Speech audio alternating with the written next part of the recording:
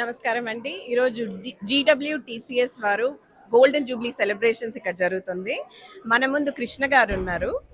ఇక్కడ Sadhguru inner engineering spirituality committee నుంచి వచ్చారు. So let's hear it from him.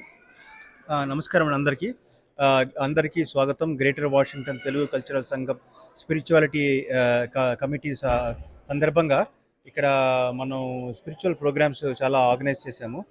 మనం భగవద్గీతలో చదువుకున్నాము. కృష్ణ భగవాన్ చెప్పారు, యోగస్థ కురు కర్మాణి, అంటే యోగాలో ఉండి అన్ని పనులు చేయండి అన్నారు.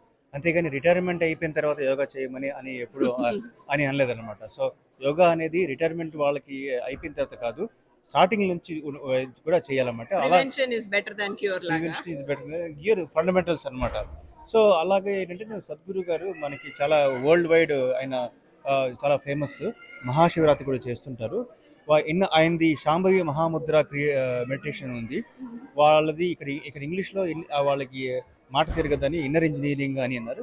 పెద్ద మెడిటేషన్ హాల్ కూడా ఉంది అక్కడ. వాళ్ళు ఇక్కడ ఆ సందర్భంగా ఇక్కడ ఇన్నర్ ఇంజనీరింగ్ ప్రోగ్రామ్ ప్రమోట్ చేస్తున్నారు. ఇక్కడ ఇందాకలా వాళ్ళు ఈషా రెసిపీస్ అని కూడాను, అంటే ఓన్లీ మెడిటేషనే కాకుండా food.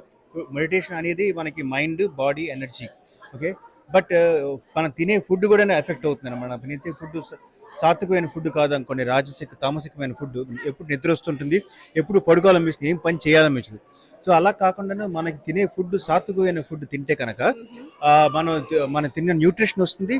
Plus at the same time ఎప్పటికప్పుడు చలాంగానే ఏదైనా పని రెడీగా ఉంటాను నేను అన్నట్టుగా ఉంటుంది అనమాట. సో అదే యోగా అంటే. ఇట్ ఈస్ నాట్ జస్ట్ ఇది. అందులో భాగంగా ఇప్పుడు వీళ్ళు ఇక్కడ ఇన్నర్ ఇంజనీరింగ్ పెట్టి దాన్ని ప్రమోట్ చేస్తున్నారండి.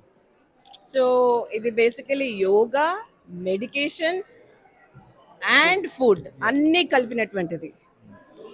అవునండి. అలాగే ఇక్కడ ఇందాక శిశువున్న క్రియా మెడిటేషన్ వాళ్ళు కూడా చేశారు. వాళ్ళు ఎలా క్రియా మెడిటేషన్ ఎలా చేయాలని నేర్పించారు. ప్రోగ్రామ్స్ చాలా బాగా అయ్యాయి. ఇది ఇంకా పెద్ద మొత్తంలోని అందరికీ నేర్పించేద్దామని అనుకుంటున్నాం. అంటే మనం ఈరోజు డిఎంవి ఏరియాలో ఉన్నాం కదా, క్యాంప్స్ కూడా వీళ్ళు కండక్ట్ చేస్తున్నారు. ఇప్పుడు ఇక్కడ ఏం క్యాంప్స్ ఉన్నాయో దాని గురించి కూడా తెలుసుకుందామండి. ఇక్కడ వీళ్ళు అంటే రకరకాల యోగా ప్రోగ్రామ్స్ అవుతుంటాయి. ఇందాక చెప్పినట్టుగా యోగా అనేది రిటైర్మెంట్ తర్వాత కాదు, ఫస్ట్ నుంచి కూడా కావాలి. మనకి చాలా మార్గదర్శనం కూడా అవుతుంది అనమాట. మన బాడీ ఎలా పనిచేస్తుందో మనకే తెలియదు, రైట్? బాడీలో ప్రాబ్లమ్స్ వస్తుంటాయి, ఏం చేయాలో తెలియదు మనకి. సో బాడీ అనేది మైండ్, బాడీ, ఇమోషన్ అని ప్రోగ్రామ్స్ అన్ని చోట్ల అవుతుంటాయి.